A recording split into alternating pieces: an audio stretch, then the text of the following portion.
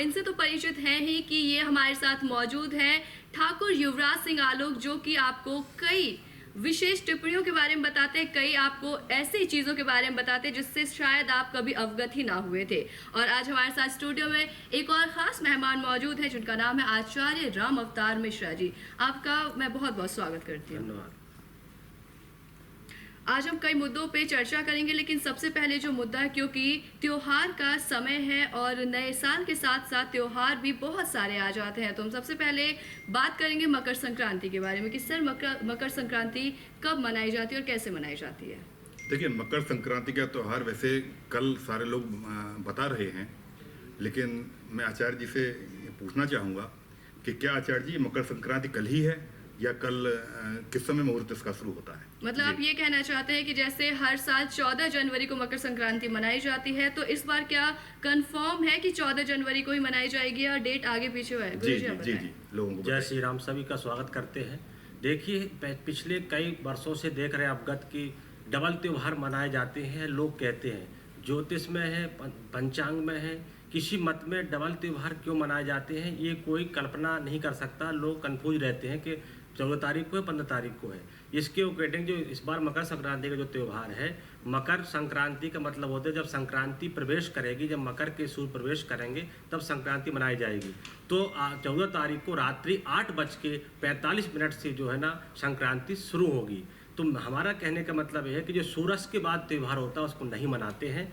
तो रात्रि में जो 8:45 से मकर संक्रांति प्रवेश होगी 14 तारीख को, और 15 तारीख को पूरे दिन रहेगी। तो आपको जो मकर संक्रांति के इस बार जो त्यौहार है वो 15 तारीख को ही है। उसमें आप स्नान ध्यान करें और खिचड़ी दान करते हैं, गुड़ तिल का दान करते हैं, मंदिरों में ब्राह्मणों का बजुर्गों का आशीर्वाद लेते हैं, कम्बल इत्यादि दान करते हैं। जो मकर संक्रांति का विशेष जो त्यौहार है, इस बार वैसे कई वर्ष जो है 14 तारीख को ही मनाते हैं, लेकिन इस साल 15 तारीख को ही मनाई जाएगी। क्यों? क्योंकि 8:45 से रात्रि 14 तारीख को मकर संक्रांति प्रवेश करेगी, जिसके कारण जो है मकर संक्रांति 15 तारीख को ही मनाई जाएगी। जी आचार्य जी, एक प्रश्न एक और है आपसे कि मकर संक्रांति आखिर मनाई क्यों जाती है?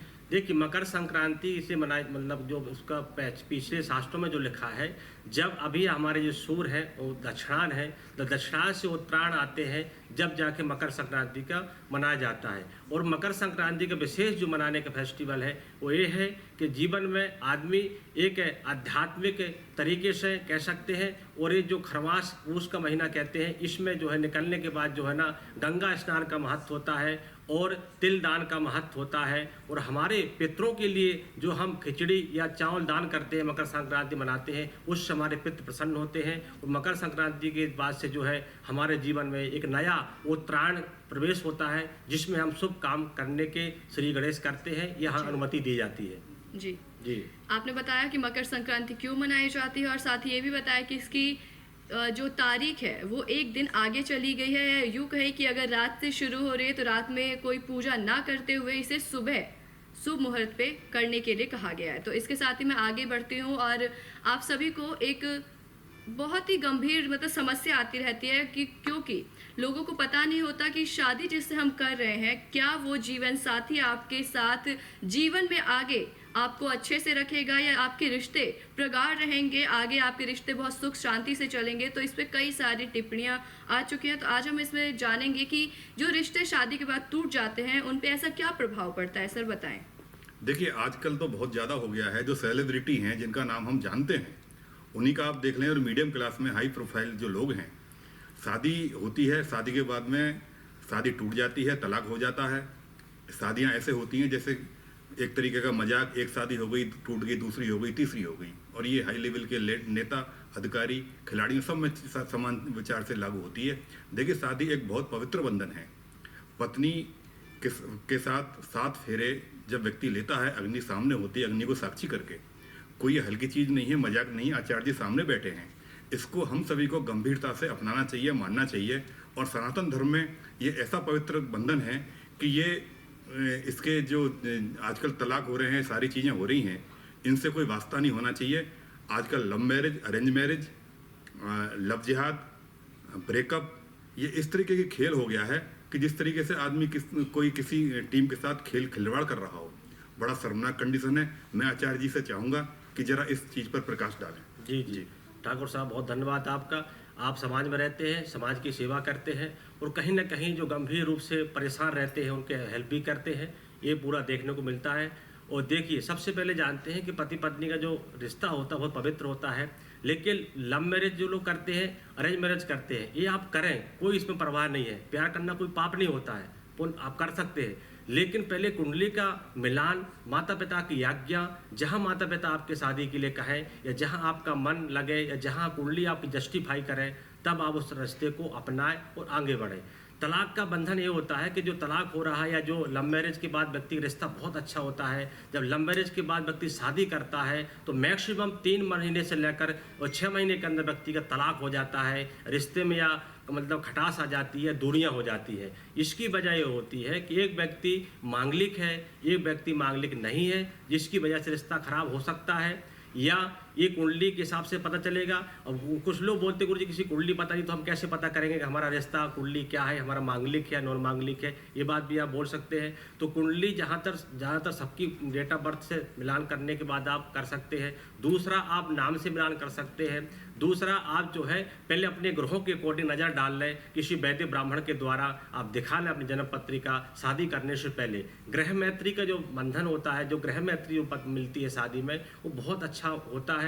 वो जो नाड़ी दोष होता है ब्राह्मणों में देखा जाता है, क्षत्रियों में गण दोष देखा जाता है, इस प्रकार से ग्रह मैत्री देखी जाती है। तो जब तक आप इसको फॉलो नहीं करेंगे, सनातन धर्म को, जो शिष्टाचार से आप वैदिक परंपरा को नहीं अपनाएंगे, तब तक व्यक्ति का रिश्ता खराब होते हैं और तलाक होते हैं, और कहीं ना कहीं शादी के बाद भी रिश्ता चल नहीं पाता है, जिससे लोग परेशान रहते हैं। तो मैं सबसे पहले, जो हमारा एक ज्ञान है जो वैदिक है, ज्योतिष तीसरा नेत्र होता है और विज्ञान से आगे होता है, विज्ञान पीछे होता है। तो ज्योतिष एक ऐसा दर्शाता है, प्रकाश दिखाता है आईना की तरह कि आपको जीवन कैसे जीना है। तो यदि आप किसी को चाहते हैं, प्रेम करते हैं, उसके बाद फिर कुंडली का मिलान कराएं, तब शादी करें। यदि आप प्रेम करते हैं, आप किसी को चाहते हैं, वो लड़का मांगलिक है और आप मांगलिक नहीं है, तो सुनिश्चित है कि आपके जीवन में पटेगी नहीं, और कहीं ना कहीं सब कुछ होने के बाद, सब कुछ होते हुए भी आपको उसका सुख नहीं मिलेगा, लग्जरी हो या कुछ भी हो।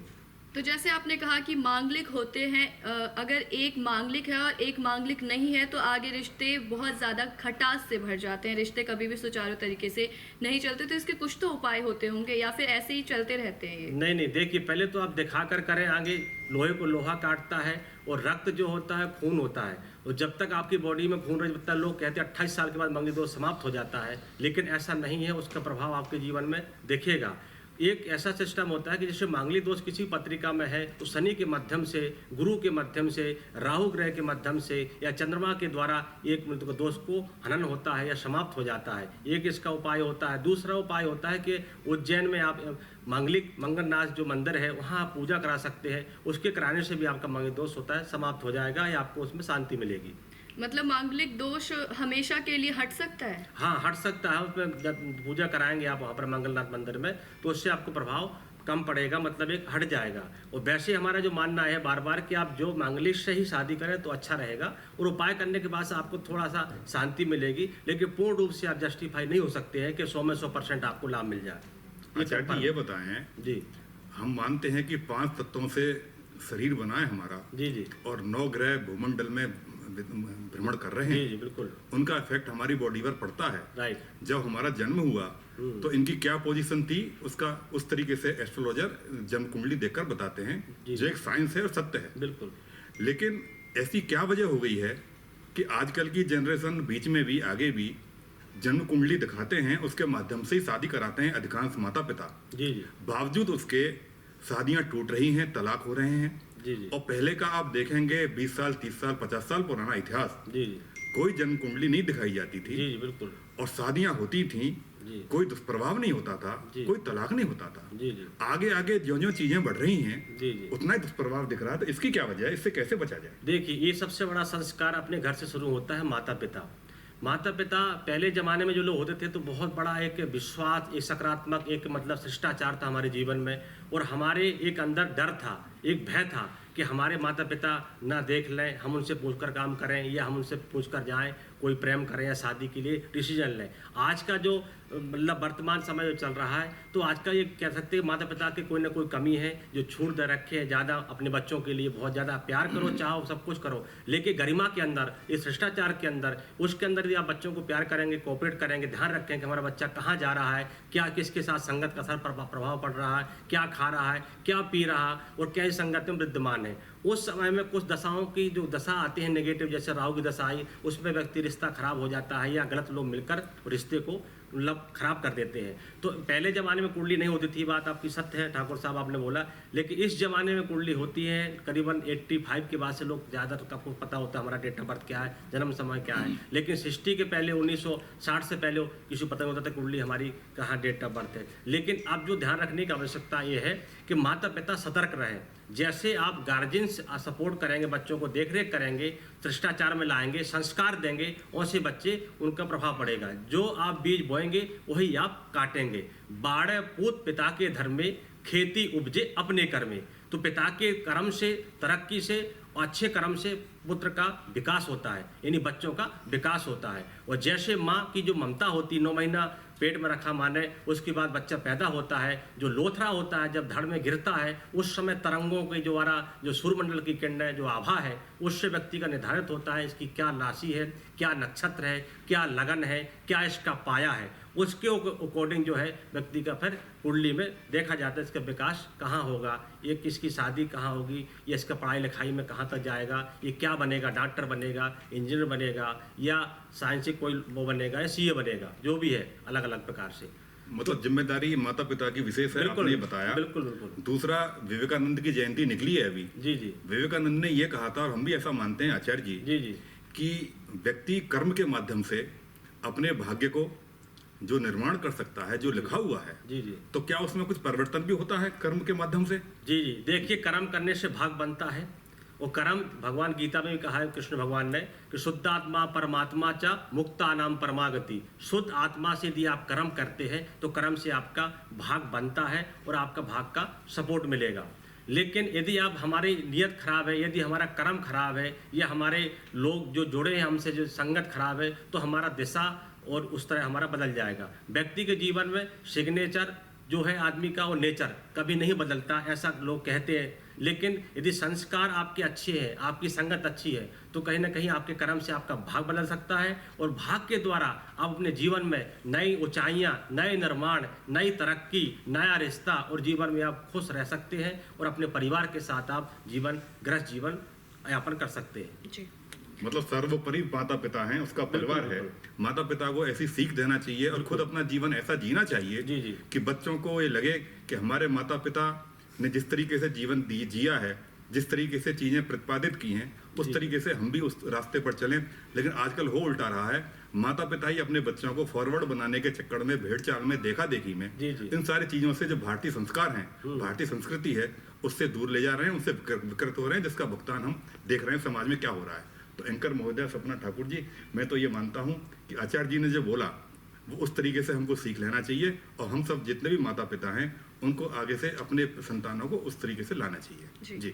तो आप सभी ने जाना कि कैसे कुंडली दोष होते हैं, कैसे आपके रिश्ते आगे चल के कहीं ना कहीं बहुत सारी मुसीबतें आती है, क्योंकि आपकी कुंडली में ही कई प्रकार के दोष होते हैं। और साथ ही आपको ये भी बताया गया कि पहले के टाइम में कुंडलियां नहीं मिलाई जाती थी, फिर भी रिश्ते चलते थे, लेकिन कहीं ना कहीं कुछ रिश्ते उस समय भी टूट जाया करते थे। तो आपने जाना सभी चीज़ों के बारे में, और ऐसे ही आपके साथ हम कई सारे उपाय लेके आएंगे, कई सारी टॉपिक्स लेके आएंगे जिसके बारे में आपको जानना होगा, और आप हमेशा ही कुछ ना कुछ जानने के इच्छुक रहते हैं। तो अभी के लिए हम आपसे विदा लेते हैं, जल्द मिलेंगे आपके साथ, तब तक के लिए नमस्कार।